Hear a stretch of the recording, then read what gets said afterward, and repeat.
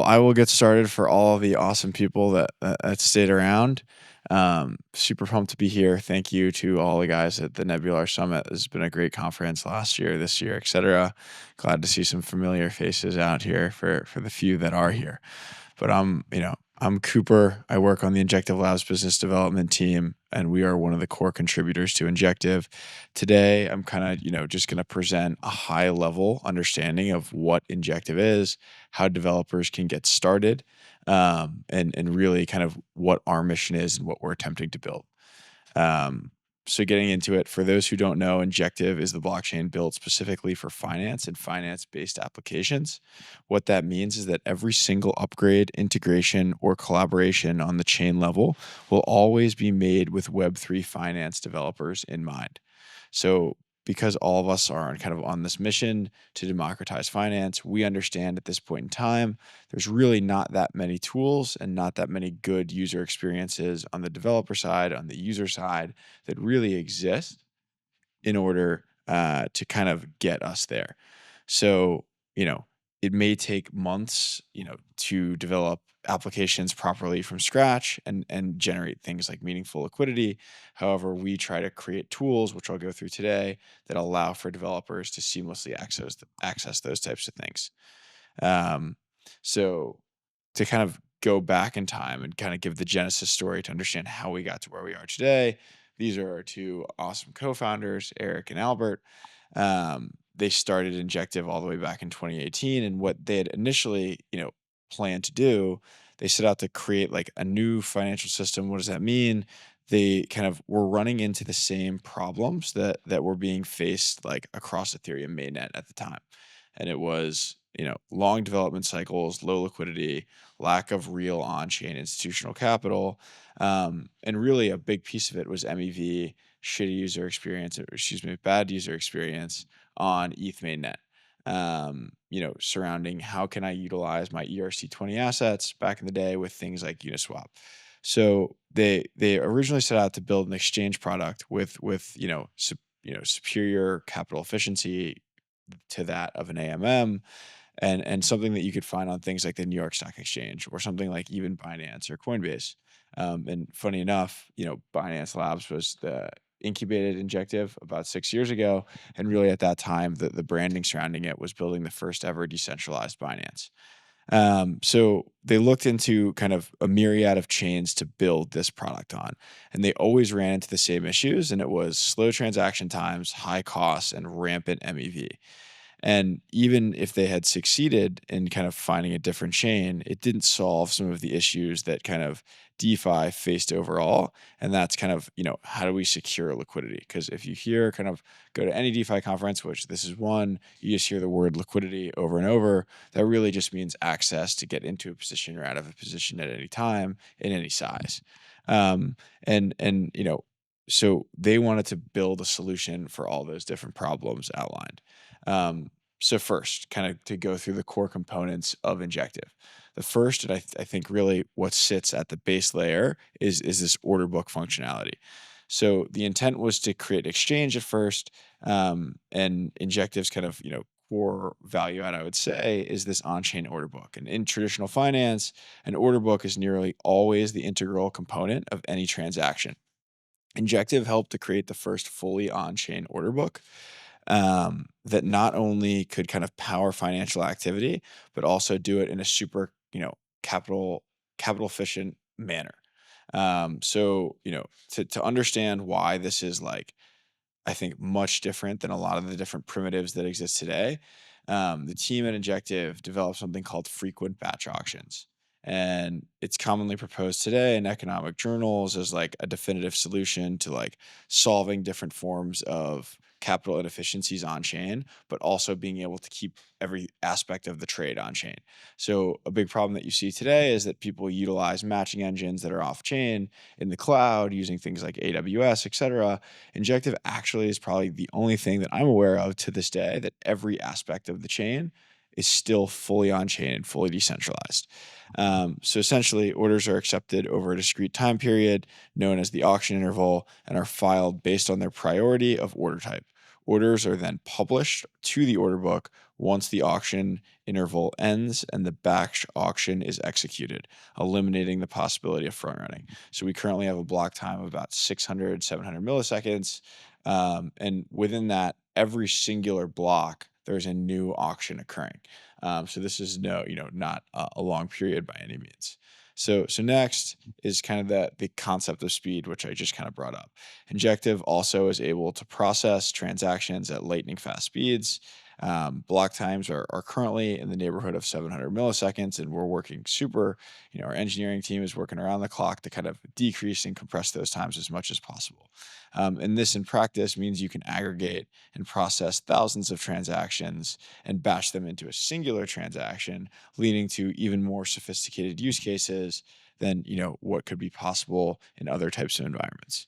So the next piece is that zero gas. So there's been a primitive created that allows you to abstract gas from the user experience, which we feel as if from the UI and kind of the chain extraction kind of concept is immensely important in being able to attract developers, but to bring on users, right? Do your grandparents want to use an application where they have to worry about gas fees, or some concept of an additional form of fee or signing?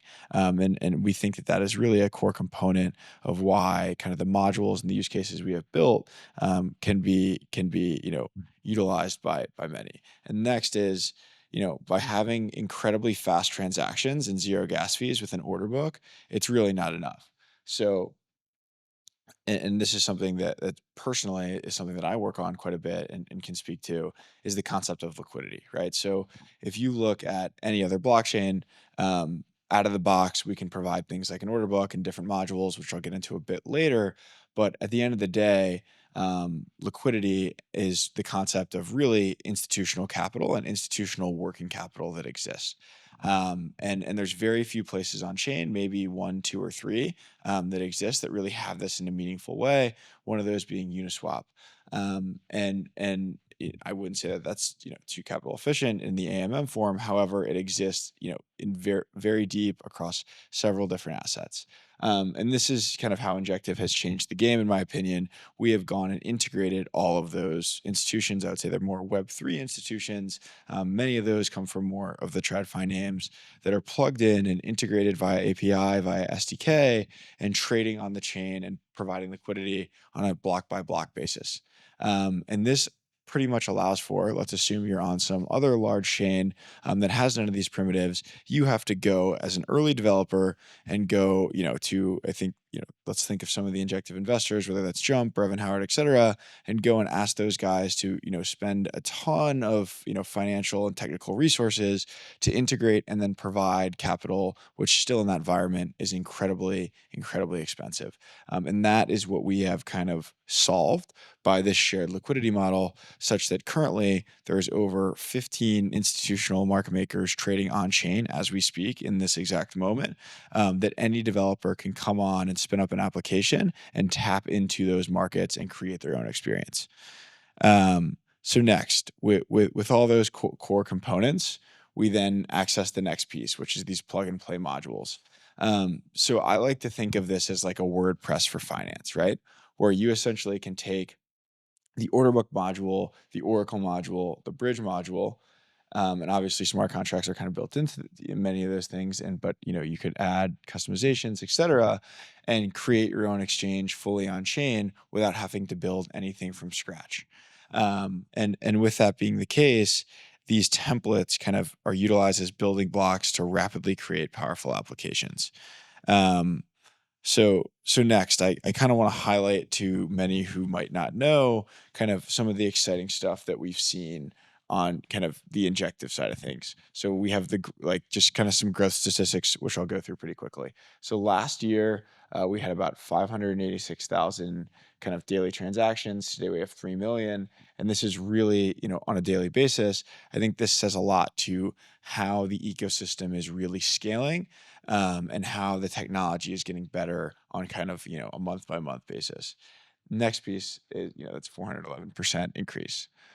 Next is daily volume across DEXs. And I think this speaks a lot to the developers who have really come on and the users, right, who are coming and pushing a lot of new products. So last year, about $7.7 million a day in volume across all DEXs built on the chain and across the ecosystem. Today, about $75 million on average. Obviously, that's a massive increase.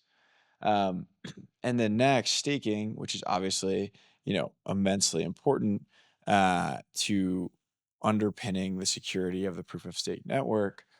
We have seen the amount of staked INJ go from 30 million to 58.8 million, which is obviously, 100% increase. And then in terms of growth, right? I think one of the most important growth numbers from our side of things is Injective has also seen a massive surge in the total number of active wallets on chain, seeing around 548,000 wallets today compared to about 14,500 last year. And it's really cool to go and visualize a lot of this growth with tools like Artemis, and other things that really can kind of compare, how much growth. And I think it's really cool being at kind of a Cosmos developer focused kind of ecosystem to realize how like these chains can really grow much, much larger than what exists, in the concept of Cosmos and really compete with the names like Solana or Avalanche or Polygon, et cetera. And I think that, many, many chains within the Cosmos ecosystem are really showing that as well. So that's a 3,000% growth over the past year. On to the next piece, and this is probably the cool one, specifically for this conference, is the developer activity. So it's no surprise that kind of with all these different pieces across the ecosystem and the community, we're seeing much more developers join the ecosystem. Is why we come to conferences like this and we speak and do different events like we did this past week. Is that we're seeing 27,000 weekly TypeScript downloads compared to 7,000 occurring just 1 year ago. And obviously that's quite an increase. So next, it's easy to say after going through all those things that our ecosystem is growing. So we're not only powering, and I see some of our partners here today, like Tyree, that Injective is powering some of the best and most innovative protocols and communities in all of crypto, and our growth story is kind of just getting started on this end. So it's kind of where are we going from here? And this spans you know, we like to think of every different vertical of kind of the finance stack or the Web3 finance stack, which include things like DeFi, real world assets, NFTFi, GameFi, different forms of trading, lending, and more. And we want to be the central hub for developers and make them able to create innovative new protocols that are kind of faster and provide competitive advantage to onboarding users and creating very innovative project or products utilizing these plug and play modules and the shared liquidity. Um, and we're super excited about that. So an area that I wanted to chat about today is something that I work on quite a bit, and it's this concept of real world assets. So beyond that, Injective is powering the most liquid real world asset products today, such as on-chain euros, gold, and more. So right now, as we speak, if you go to helixapp.com, which is one of the dexes that's built on top of the Injective shared liquidity, you can utilize the kind of real world asset perps on gold, euro, pound, and silver that have deeper liquidity than anywhere else on chain. I think right now, on a second by second basis, there's like more than $1 million per market that you could go and open up a position, which is significant. And it's something that we've been working on quite a bit. And the next piece that I wanted to talk about is, those are things like perps, right, which are fantastic. And we believe, based off a lot of research that we've done, right, for let's say we go to add several more commodities, which we see in the roadmap, right? You go to a place like Argentina, many of those folks are not hedging, and utilizing different forms of hedging, and we believe that they those types of users will have a real use case for things on chain like hedging real world assets. And then the next piece is that you hear a big roar about the concept of real world assets coming on chain, and really all they are, and what we've seen to this day is a lot of different forms of money market funds or a lot of different forms of, quote unquote, potentially tokenized real estate. But that's really cool. And I think it's really awesome. But once you have the token, okay, now I created this token. How is it any different from my Web 2 version or my kind of Web 0 version where I have a deed or a title or that thing. I've now tokenized it or created an NFT or whatever that thing is. I now need to create composability or utility for that form of asset. And that's what we're super excited about doing in the future. We released just this past January the first ever permissioned module, which essentially allows you to take any asset on chain. You can take a look through our docs and kind of, dig through this, but essentially you can take any asset and permission it with an on-chain or off-chain allow list, as well as take any market ID, which is very novel relative to some of the things that exist, and essentially allow for only on-chain or off-chain whitelisted addresses to associate with a given market ID and swap. Which is quite interesting because I think the next piece of really onboarding or the next developers or users or quote unquote institutions is making them feel as such that they're in a very compliant kind of ecosystem and have different use cases that are available to them. So that leads us to today. Injective has kind of built one of the most powerful networks for developers that want to build finance applications with these easy plug and play modules that make it seamless to quickly build and launch high fidelity applications. And we now have a primed network with active members and users that allow kind of each dApp within the ecosystem to flourish.